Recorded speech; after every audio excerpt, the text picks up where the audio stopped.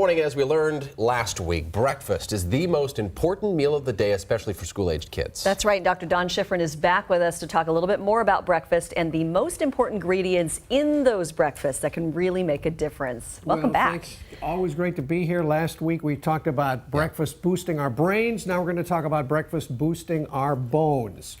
One of the most important nutrients, the number one mineral in our body, is calcium. We have about 2 pounds of it.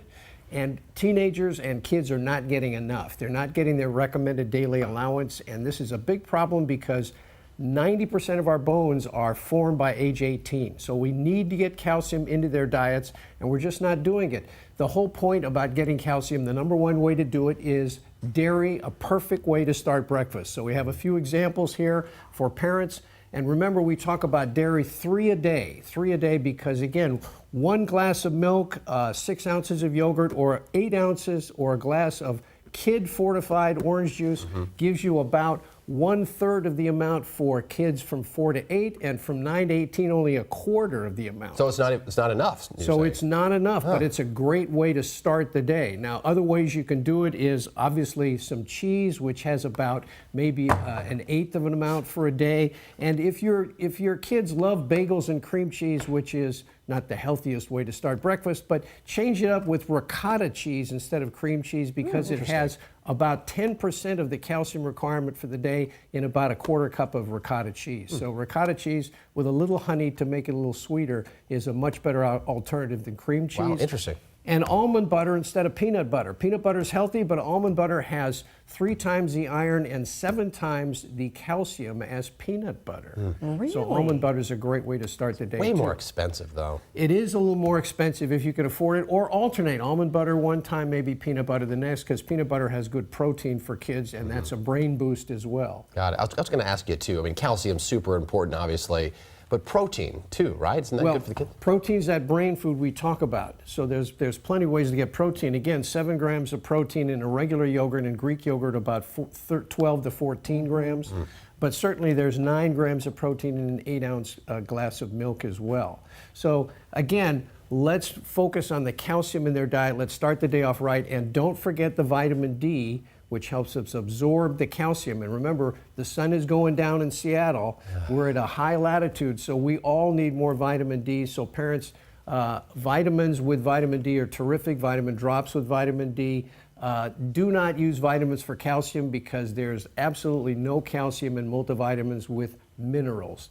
No calcium in those. You got to get it by eating, and let's boost those breakfasts to boost those bones. And the vitamin D and the calcium kind of work together, right? Correct. There's a partnership there that you got to have. Right. If you don't get vitamin D, you only absorb about 15% of the calcium that you're taking in your diet.